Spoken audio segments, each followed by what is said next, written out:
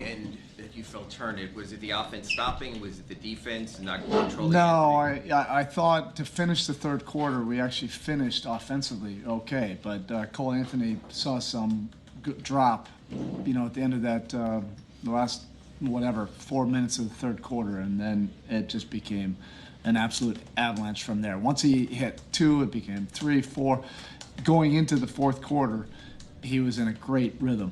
And so even though there was, some separation, that's the danger. You let an ignitable guy like that see a couple go down, and the momentum just shifted from there. Now, we were running some actions at the end of the third. We were productive with those, and we tried similar actions to start the fourth. It was 3 straight turnovers. Those were tough to explain. But these are tough lessons we all have to learn. We all had our fingerprints in this loss in that fourth quarter, including myself. And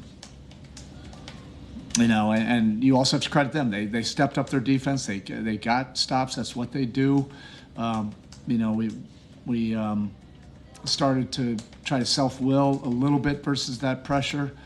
That led to turnovers. And then when we did go open looks, we weren't in a rhythm, and you're feeling a little bit of the momentum shift. It's tough to knock those down. Throughout the course of that, I didn't even look at the box score, but whatever they scored in the fourth, that was just, it was just bucket after bucket after bucket.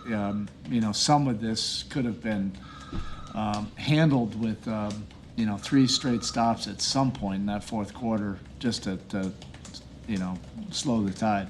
Did it feel like the offensive struggles spilled into the defense a little bit in that game? I don't know what led to what. I just know we didn't guard them in the fourth. They had us spinning around all over the place.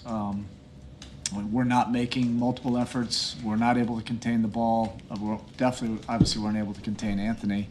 And then when we did get a stop, they would just get an offensive rebound. Like I said, these are tough ass lessons, to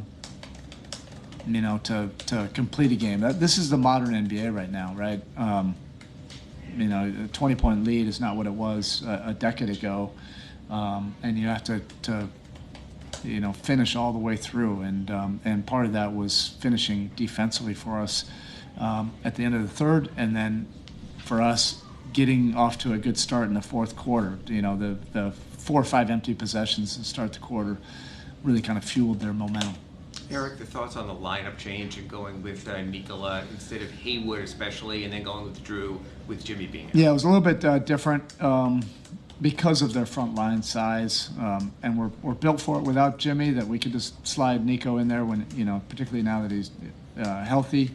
I thought those minutes helped us, in terms of size. It wasn't anything against age. The dynamic changes, if Jimmy's out. That's just who we played. It was a different kind of team with a big front line. Khalil had some minutes of value, it seemed there. Your thoughts on what he gave you? I thought he was really good.